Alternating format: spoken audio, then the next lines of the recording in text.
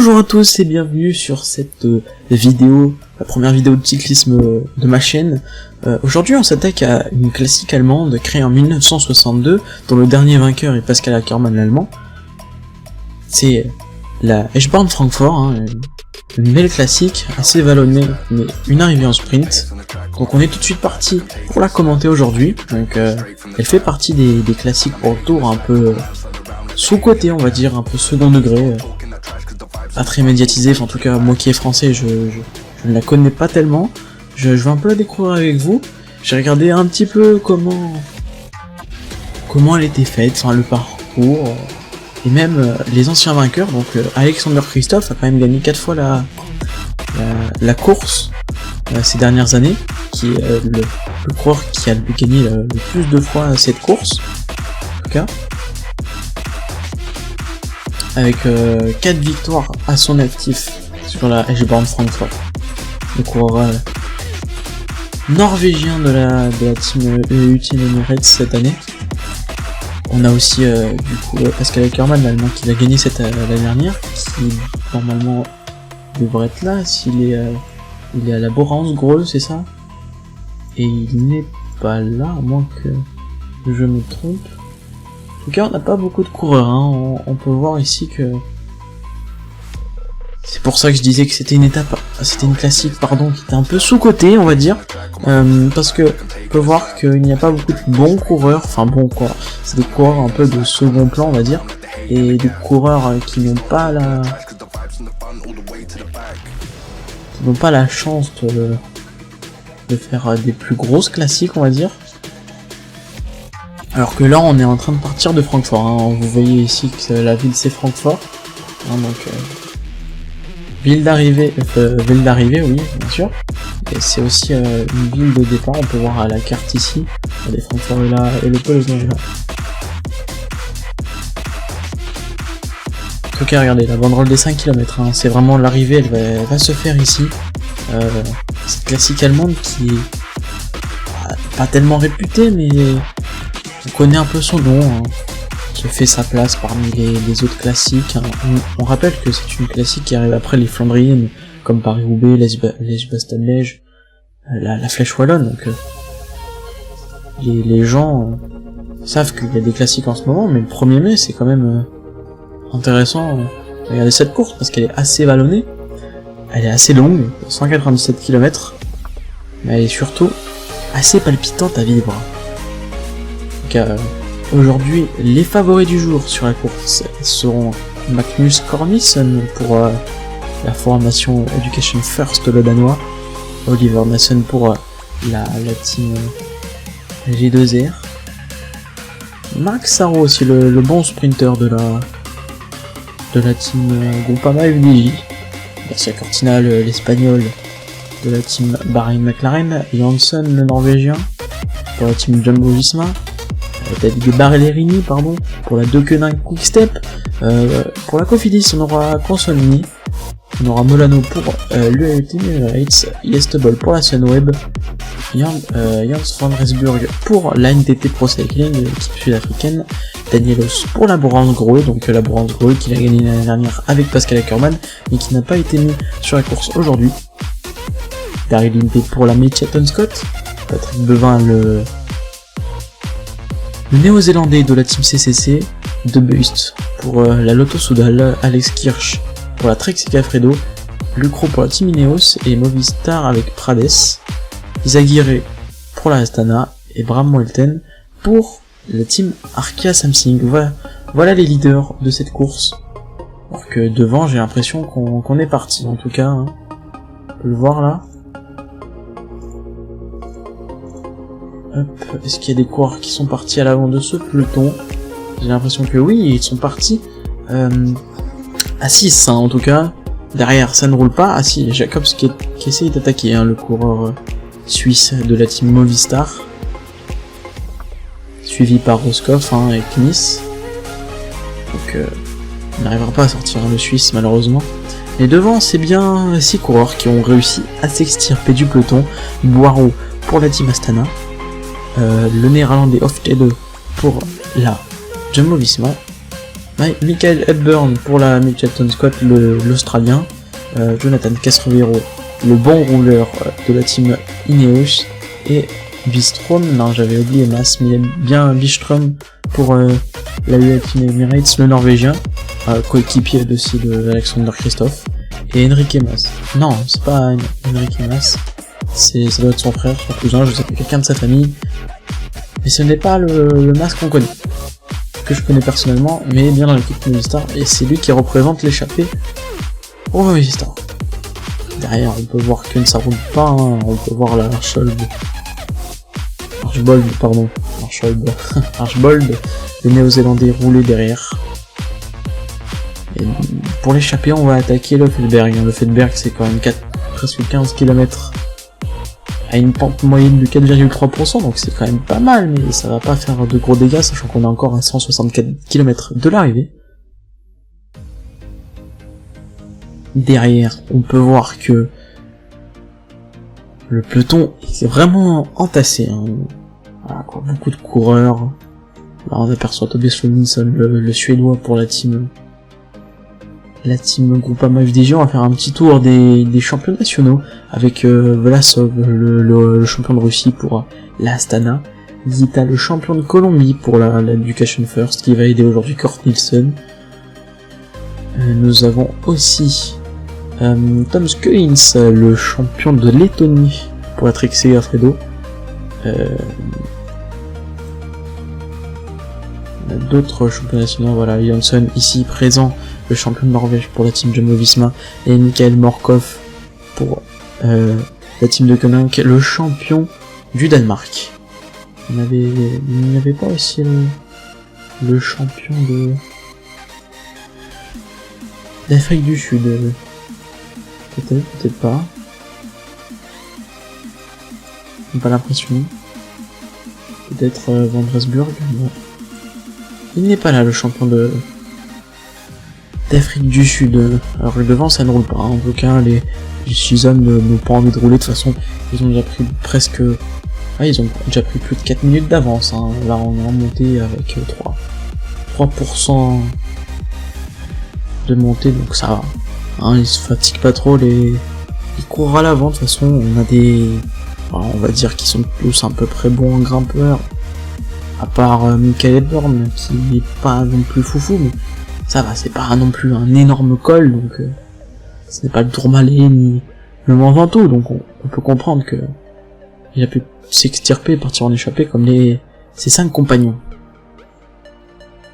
Donc on arrive dans les 150 derniers kilomètres de cette classique, la classique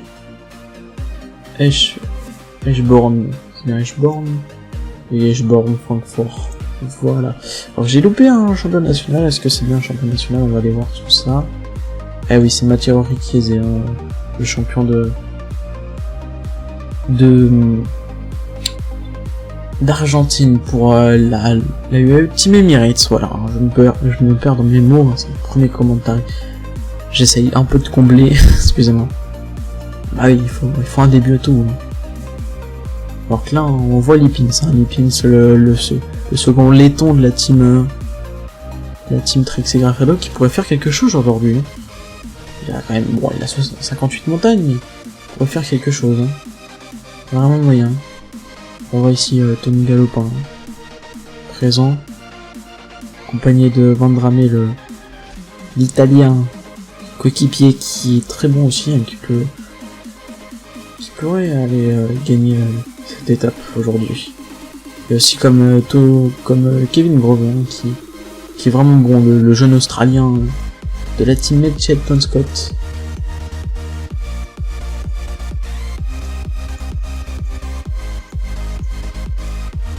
Ah, ici on a Kort Nielsen.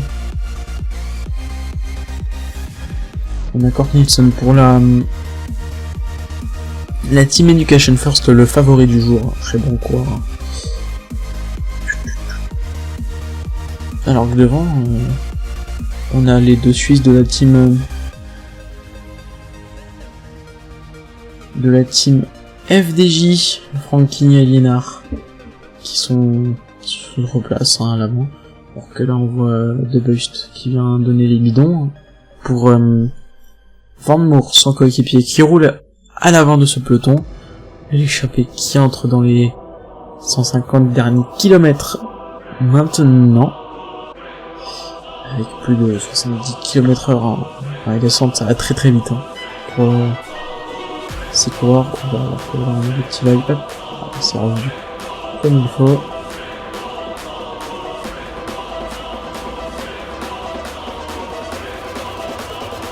À l'avant, toujours 6 hommes qui ouvrent la route.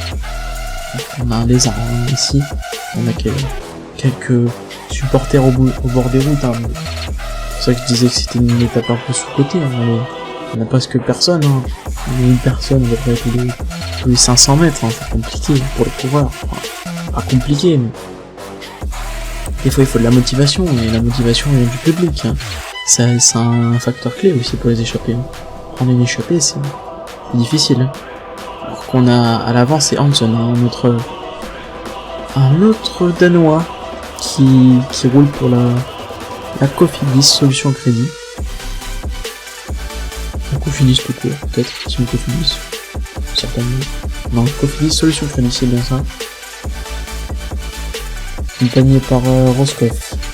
Le coureur américain de la CCC, Van Moor, le coureur belge de la Lotto, Archbold, on en a déjà parlé de lui, le néo-zélandais de la team de Koenig, Marcus Burkhardt, l'allemand, pour la team Brandsgrove.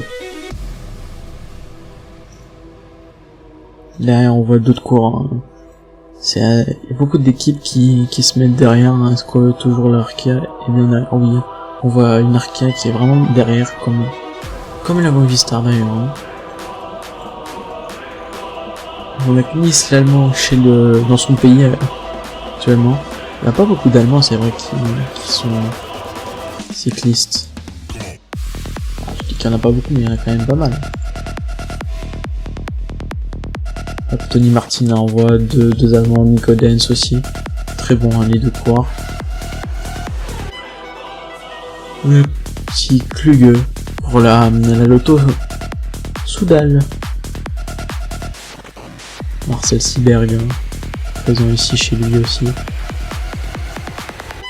Mais en tout cas, nous, on va s'intéresser à l'avant, à 134 km de l'arrivée. Avec nos 6 coureurs qui sont actuellement dans un mini radar, on va dire ça, parce que c'est vraiment un peu petit. Pas faire de dégâts celui-là.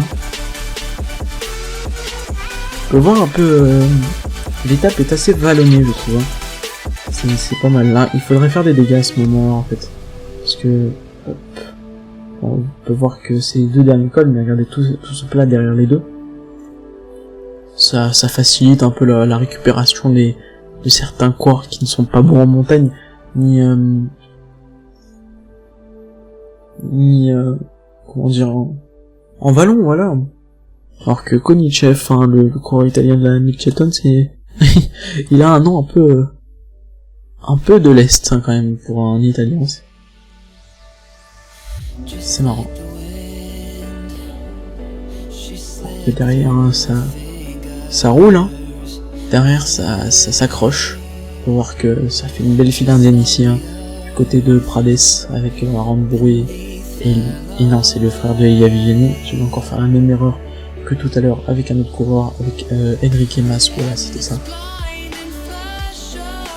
tout cas, derrière, c'est les Arkais qui sont présents, tout comme les Movistar, on va dire. Les Estoniens qui sont un peu plus hauts, mais qui sont quand même assez bas. Les coureurs de l'équipe kazakh. Devant, c'est toujours les 6 hommes là, qui arrivent bientôt dans... Là, ils arrivent pas bientôt dans le borne, j'allais le dire, mais non. Hop. Ah, voilà, on peut même zoomer. On peut voir les petits points, si vous voulez. Alors que le vent souffle 29 km. On n'a pas beaucoup de vent ici. comme événement, il y a eu personne. Hein. Derrière, apparemment, ça accélère du côté de la Lotto Soudal.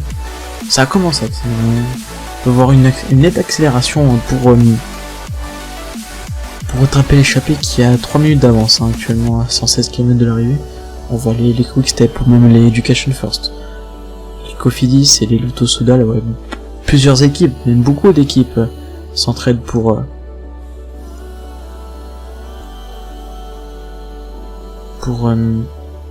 reprendre cette échappée qui compte encore près de 3 minutes d'avance. Hein. Donc, rien n'est fait pour l'échappée, rien n'est fait pour le peloton, on va dire ça. On a un joli moulin là, de gauche, hein, des maisons typiques d'Allemagne, on va dire, parce que je ne sais pas quelle région on est. Je m'en souviens plus, alors j'ai fait allemand LV2 mais je me souviens jamais de la région de Francfort. Peut-être que c'est le bas de Wittenberg. Si je dis des conneries, excusez-moi, hein, je m'informerai plus la prochaine fois, ça me servira de leçon. Alors que là on rentre dans la ville, c'est toujours pas Eschborn, hein. Ah quoique. Ah ici on va arriver dans Eschborn, hein. Là on arrive dans Eschborn, là on voit quand même le public, hein. Le public est assez présent. Il n'est pas là dans les zones rurales, mais dans Eschborn il est bien là le peloton en tout cas. Le peloton qui rentre à son tour dans Eschborn. Hein. Que on voit deux Allemands, hein. Söderling et Markus Burkhardt, les deux compatriotes allemands qui roulent à l'avant de ce peloton pour reprendre cette échappée à 106 km de l'arrivée. L'échappée qui va commencer à accélérer, mais bon, ils ont pas trop à se faire, parce que souci à se faire, hein, parce que ils sont encore à 2 minutes 40, hein, ils ont le temps. Et là on va arriver dans la partie vallonnée, ça va commencer à être intéressant. On va voir à l'arrière de ce peloton s'il commence à avoir délâché.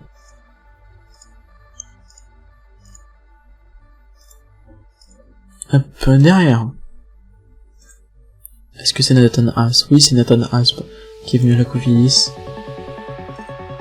Alors que là on a le leader de l'Arkea, Bram Welten, qui sans doute ne va pas faire un feu parce que ça va être compliqué. Hein. Pour lui de tenir avec son 55 montagnes et 63 vallons, même s'il va essayer de faire le maximum. Hop, voilà, excusez-moi. C'est pas possible. À l'avant de ce peloton, je parlais de l'avant du peloton, mais j'étais dans l'échappée ici. On a toujours les mêmes coureurs qui roulent leur tour, alors que là on entre dans le moche champ. Alors on va le prononcer comme ça, là il commence à avoir un peu plus public, un peu plus excusez-moi, je cafouille un petit peu. Alors que là on voit un supporter d'Australie, je crois qu'il y a un Australien dans l'échappée, oui. Il y a un Australien avant que ça soit un drapeau néo-zélandais. Pas à voir, hein. Quel drapeau porte-t-il le supporter, c'était pas un coureur en fait.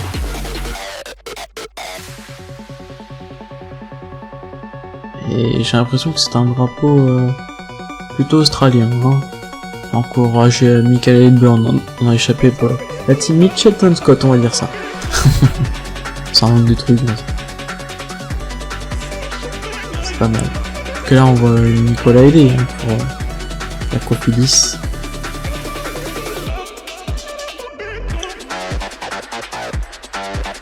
Roscoff à l'avant avec Van Moor et Hansen qui roule. L'échappée qui compte encore plus de 2,30 d'avance. On est rentré dans les 100 derniers kilomètres de cette étape. On est à 95 km de l'échappée. 95 km de l'échappée. Waouh! Mais non.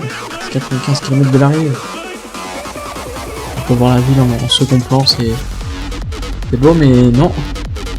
On n'arrive pas par là. Nous on passe par la droite. On continue dans les zones rurales et là je pense qu'on continue à droite. Si je ne me trompe pas. Ouais, c'est ça. On va revenir, on refait le même circuit. On va aller chercher le même au champ là. Et ensuite on va refaire je sais plus combien de fois la boucle. À moins que une petite variante. Ouais, il y a une petite variante là, une petite variante, mais après on revient sur le machin. Puis on part tout droit pour aller à Eschborn. Non, à Francfort. Francfort. Pas que je me trompe. Pas bien Francfort. Je dis Eschborn, je ne sais pas.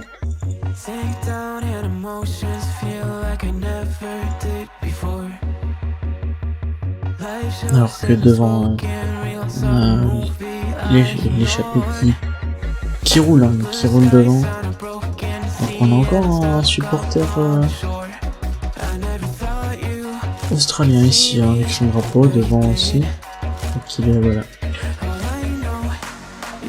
Ici aussi on a un supporter d'Australie, donc les Australiens qui ont pas mal de supporters ici, présents en Allemagne. Alors que devant c'est TJ Van Garderen. Ça y est, ils ont mis les meilleurs coureurs à rouler. Donc l'américain de la Team Education First, pardon, qui a pris les rênes du peloton. Ça commence à piquer les jambes, hein, du côté de certains coureurs, on va dire. Les derniers. C'est Manscard de Jorgensen, Wilton et Benoît Jarier qui font l'effort ici pour rester dans ce peloton, mais ça va être compliqué je pense pour eux. Ils vont peut-être passer celui-là, mais la prochaine fois, on croit qu'ils puissent le passer. Hein. Si ça continue à rouler, à la même allure, voire même plus fort, vu qu'on arrive dans les 80 derniers kilomètres. Hein. Ça va être compliqué pour certains coureurs. Donc là, on voit l'échappée de la vue hélicoptère. L'échappée qui a pas mal d'avance, hein, on peut voir sur le peloton emmené par TJ Van Garderen et Lawson Craddock, l'Education First, qui a décidé de prendre le peloton. Hein. Les deux coureurs américains de cette formation vont rouler dorénavant. Et là on voit que ça va être par exemple reculant.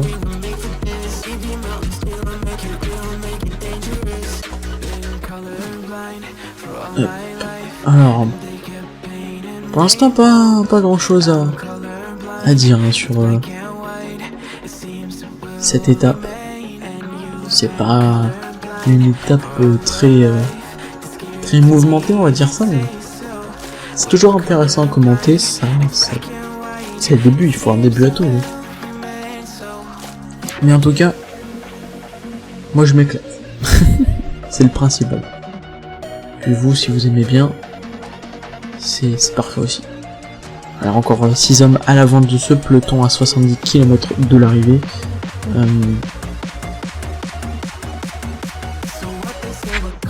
Faire attention que ces coureurs là ici présents, parce que ils comptent encore 2,33 d'avance pour nous. Je sais pas combien. 2,33 d'avance pour les hommes d'échappée. On peut voir que il nous reste encore 2 fois le man motion à passer. Peut-être que c'est pas la bonne prononciation, ça je m'excuse aussi. Devant, il arrive encore une fois à Eschborn, la ville de départ. Ils reviennent où ils étaient tout à l'heure, pour revenir sur le même chemin, avec tout ce public à côté. On n'a pas beaucoup de supporters de certains pays. On a vu certains coureurs, certains supporters avec des drapeaux d'Australie, mais rien de plus, hein. Donc là, regardez, on passe à gauche et là on va filer tout droit vers le Malmochin pour les hommes d'échappée. Là ils l'ont compris. FT2 il a compris. Il se place à l'arrière de ce peloton, il a passé son relais. C'est très bien. À l'avant de ce peloton, c'est Hanson là qui commence à rouler très fort. On commence à rouler hein, pour des équipes comme Lawson Craddock. Pour la team Education First. Derrière, a-t-on des lâchés? Y a-t-il des lâchés? Toujours pas. Tant mieux pour tous les coureurs. Hein. Allez, c'est parti, on prend à droite. Maintenant, on arrive ici sur le Malmöchamp. C'est bien ça. Oui. C'est bien ça. On reconnaît les deux supporters avec leur drapeau ici présents. Alors que là, ça commence à piquer les jambes. Hein. Michael Hepburn, hein, il est pas très bon en montagne ni en vallon, donc ça va être compliqué pour lui de tenir, même s'il fait tout l'effort qu'il peut pour rester à l'avant. Derrière, ça roule très fort. Hein. C'est TJ Van Garderen qui impose son rythme là, qui fait mal à beaucoup de coureurs. On peut voir des coureurs en difficulté à l'arrière de ce peloton comme Ryu, Russo, Connor Swift ou même Arcas, et même encore des Movistar. Hein. On voit qu'il y a deux équipes qui sont très faibles comme la Movistar et la Team Arkea. Et voilà, déjà le premier passage a été fait pour l'échapper sur le Malmöchamp. Derrière, le peloton aussi vient de passer et je l'avais dit, Michael Hepburn vient d'être lâché de l'échapper. Il va se faire reprendre certainement par le peloton toujours derrière lui, donc j'aurais été lui, je me serais fait lâcher, je me serais fait prendre par le peloton, de rouler derrière l'échappée pour rien, pour se fatiguer de toute façon. On peut voir, hein, parce que il a pris 300-400 mètres. Hein. Derrière, ça va être compliqué parce que là il revient sur les pentes du Malmöchamp. Ah oui, on peut voir qu'il reviendra plus. Premier courant en difficulté, est-ce que derrière c'est en difficulté aussi? On va aller le voir ça.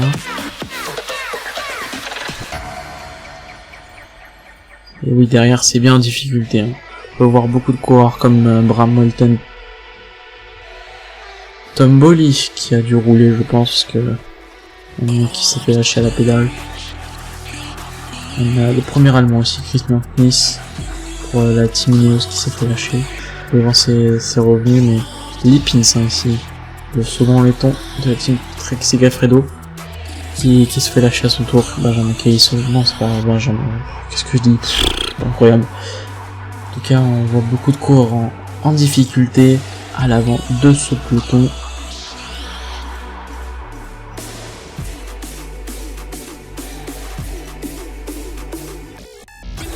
Devant c'est toujours TJ Van Garderen qui roule. Hein. Ils viennent de reprendre Michael Hepburn. Notre ami australien. Peut-être là, non. On va aller voir parmi les coureurs. Michael Hepburn qui vient de se faire même lâcher du peloton. Hein. Alors que derrière ça attend. Le CCC attend son leader. C'est bizarre. Un leader vient d'être lâché à moins que... Ah oui, c'est Jacob Marèche, ok. Alors quand on a quand même un groupe de 20 hein, quand même qui a été lâché, derrière c'est encore lâché, hein, 24 coureurs déjà présents qui sont dorénavant qui sont lâchés à leur tour. Là on voit Marcus Burghardt, hein, Lucas Hart même, alors que devant il laissait à 2 tours m'annonce que c'est attaque à l'avant. Mas qui prend les choses en main et qui attaque. Alors qu'on voit peut-être Boireau qui... Non, je pensais qu'ils allaient se faire reprendre, mais non. Ils ont décidé autrement. Ils font à la poursuite des 3 coureurs devant qui sont partis, Bistrom, Castro et Mas. Après, peut-être relayer ensemble au lieu de se crever tous les 3. Ça pourrait être un peu plus compréhensible que s'attaquer au fur et à mesure. Mais en tout cas, derrière...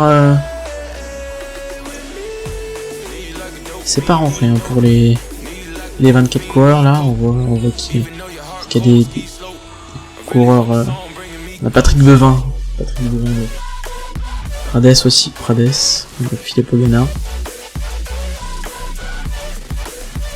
Connor Swift hein, devant, on a aussi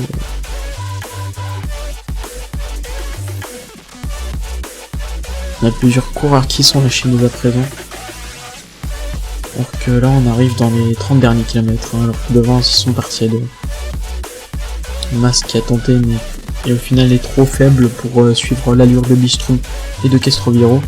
Et les deux hommes ne comptent plus que 40 secondes d'avance. Hein. Castroviejo vont se faire reprendre à près de 20 km de l'arrivée. Sûrement ils auraient dû collaborer ensemble encore un peu plus pour faire un peu plus d'échappées. Mais derrière c'est la Sonora Blanc qui sont décidés d'accélérer le rythme avec Hirschi et Wilco Kelderman qui roulent pour sûrement un bol. Derrière, est-ce que ça va encore lâcher? Est-ce qu'il y a d'autres coureurs qui lâchent? Oui, on voit des coureurs là, ici qui lâchent petit à petit. On peut voir un groupe de 36 qui vient de se faire lâcher. Ils sont plus que 58 dans le peloton, ça commence à casser, c'est compliqué pour certains coureurs, on va dire. Devant Castroviejo et Byström, les derniers rescapés de l'échappée vont se faire reprendre à leur tour. Et on va voir que Anthony Roux tente d'attaquer. C'est bizarre, à moins qu'ils veuillent rouler, pardon.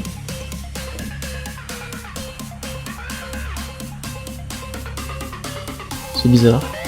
Qu'est-ce qu'ils nous font? Il a tenté d'attaquer ou il roulait? Je pense qu'il roulait pour Marc Sarou. Ah non, il est bon. Ouais, il roulait. Hein. Parce que pour être entraîné juste après, ça servait à rien d'attaquer. Que là, on voit beaucoup de coureurs hein, qui sont à l'arrière de son peloton, qui sont mal en point. Donc, devant, ça s'attaque. Hein. Devant, ça attaque. C'est qui a attaqué? C'est Garcia Cortina qui a pris une vingtaine de secondes d'avance. Et Garcia Cortina qui est bien parti à 13 km de l'arrivée. Suivi par l'Education First qui roule pour Kurt Nielsen. On voit aussi la G2R là qui vient pour Vandrame. C'est Damien Godon, pardon. J'y arrive pas, hein. Qui essaye de rouler à fond pour Vandrame. Ou même pour Tony Galopin. Non, c'est pas Tony Galopin, c'est Oliver Nason, ok.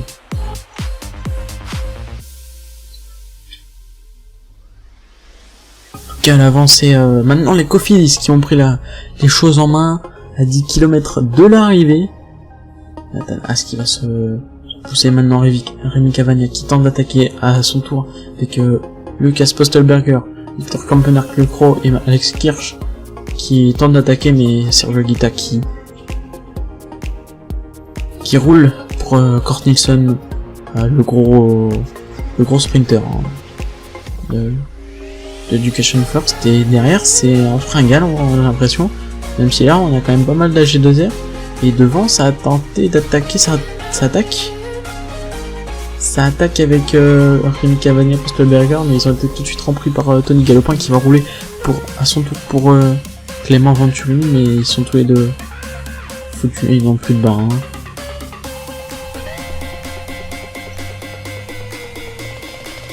On va voir à son tour là. Alors que devant, il est parti, il y a un coureur qui est parti, c'est Bram Welten, le dernier coureur qui va se faire reprendre. On n'avait plus que 2 km de l'arrivée, ça ne roule plus alors derrière. Donc Rémi Cavagna qui tente d'attaquer, ça va être la bonne attaque, hein. Ça va être très bonne attaque de Rémi Cavagna qui va aller s'imposer sûrement, à moins qu'au sprint se fasse devancé par Victor Kampenaerts, et Victor Kampenaerts qui va aller s'imposer ici dans cette LG Francfort devant Rémi Cavagna et Le Croc. Joli podium pour Le Croc, même si Victor Kampenaerts qui vient de s'imposer actuellement devant Francfort. Je pensais que Kurt Nielsen allait gagner, mais non, il ne fait que 11ème, même pas un top 10 pardon, pour le coureur danois de l'équipe Education First, alors qu'on attend encore les retardataires. Alors on voit Bram Welten avec les gagnants du jour. Hein. On voit ici Le Croc. En tout cas, ça a été la bonne attaque pour Rémi Cavagna, Victor Kampenaerts et Le Croc qui ont tenté, qui sont allés faire leur podium en tout cas. On peut voir là le gagnant, Victor Kampenaerts, qui est devant tout le monde. C'est un peu sa journée. Et Bram Welten qui va en finir maintenant. Près de 10 minutes des premiers arrivés.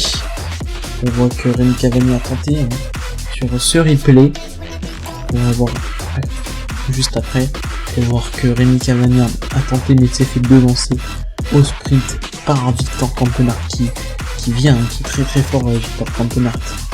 Et pour Belge de la team NTT qui va aller s'imposer aujourd'hui sur les routes allemandes. Et on voit Oliver Nassen pour la G2R qui vient faire un bon résultat. Moi c'était Elmiot, je vous remercie d'avoir regardé cette vidéo, je me suis éclaté à la faire, j'espère que ça vous aura plu. N'hésitez pas à lâcher un pouce bleu si ça vous a plu du coup. Et moi je vous retrouve pour de prochaines courses et sûrement pour le Giro 2020.